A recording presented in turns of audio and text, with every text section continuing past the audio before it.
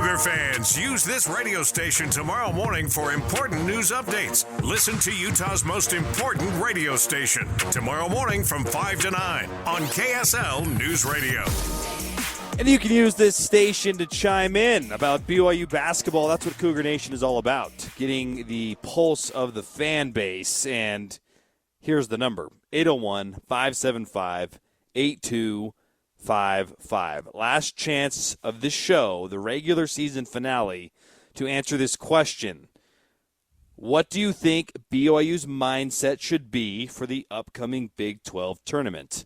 We'll get to your calls, and Mitch will get to you. Of course, Cougar Nation is sponsored by Central Bank. Mitch Harper, the BYU insider, the czar of Provo athletics. That was a bad nickname. Sorry, Mitch. I shouldn't have used that. But what do you think their mindset should be? Win at least one game, because then that helps the chance of getting a 5 seed, assuming it's Iowa State, and I think it will be. Win at least one game. That's what I want to see. And we'll go to Kevin Young, too, on what he thinks the mindset's going to be for his team heading into Kansas City. I always preface cliches by saying, I know this is cliche, but it really has been our mantra, taking things game by game and day by day. So that approach for me is not going to change.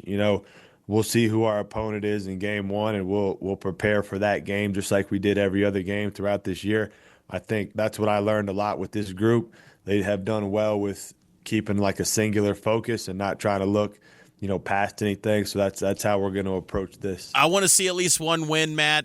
Kevin Young's taking it day by day, stacking those days. What about you? What do you want to see the mindset be going into Kansas City?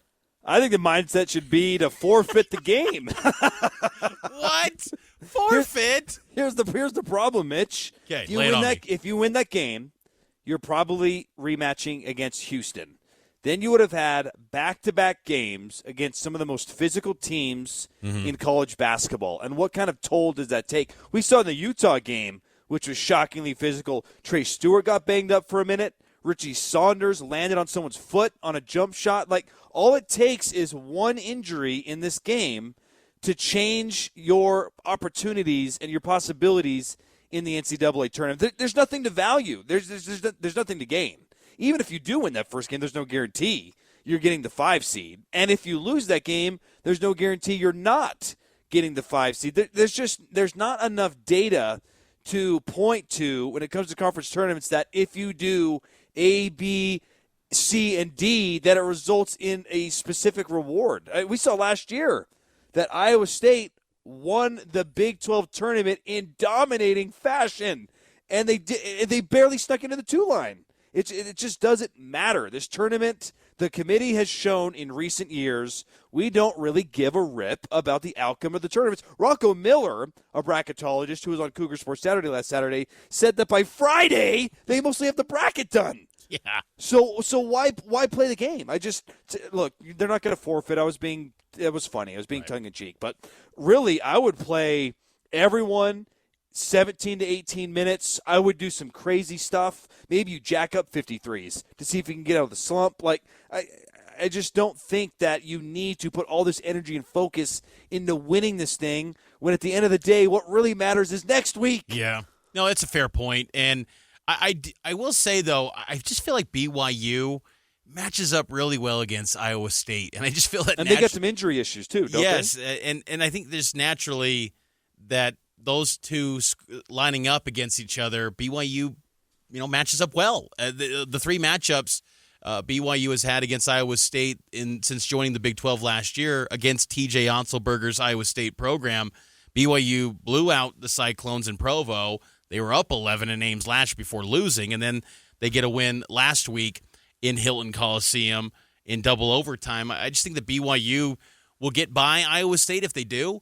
It'll be tough because Iowa State probably brings the most fans because it's an actual, travel. It's a actual thing in the winter. You made this mistake for the Big 12 championship game, and I went, and the Iowa State fans did not show up in droves like you thought they would, Mitch. You will be surprised. I saw it firsthand in Kansas City last year. They took over that building. It was not Kansas. But they were the 2 seed last year. Right, and this... They're the 5. Look, if you're in Ames, Iowa, and look, I've never been to Ames, Iowa, but I'm assuming it's not like you're looking for vacations. You're looking for something to do, right? Are you trying to accuse Ames of not being big enough to get a Taylor Swift coming through town? Well, I'm just saying that you probably want something to do. And these are people that are basketball junkies, and Yes. I would expect they're going to show up.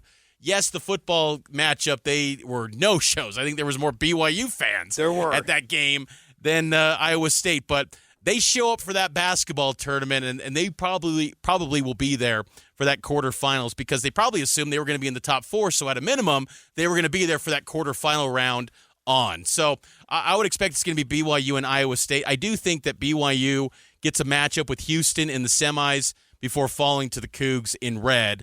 And then I think Houston wins the Big 12. I will say this, though. I think there's going to be some chaos on the other side of the Big 12 tournament. I've got K-State playing Kansas in the semifinals, and then I've got Kansas playing Houston in the championship. So I got a little bit of a crazy, wild outcome in my predictions. You can see the full list on KSLSports.com. If I could predict a perfect way for this to go, it would be the BYU-Iowa State rematch to be physical, to prep BYU, to come down to the wire, and then Iowa State wins on like the last possession, and no one looks at that loss as a bad loss. Like, you play hard, it's down to the wire, and it doesn't go your way, and you get out of there injury-free, and you get ready for March Madness. BYU and in the Big 12 tournament. We don't know the opponent yet, but we will have coverage on Thursday. We will fire things up live at 9 a.m. with extended pregame here on KSL News Radio, and the Cougs will begin their quest for a conference tournament title in Kansas City, second year they're in the Big 12 tournament. So we will talk to you on Thursday. We'll have full coverage on KSLSports.com. Talk to you next time here on KSL News Radio.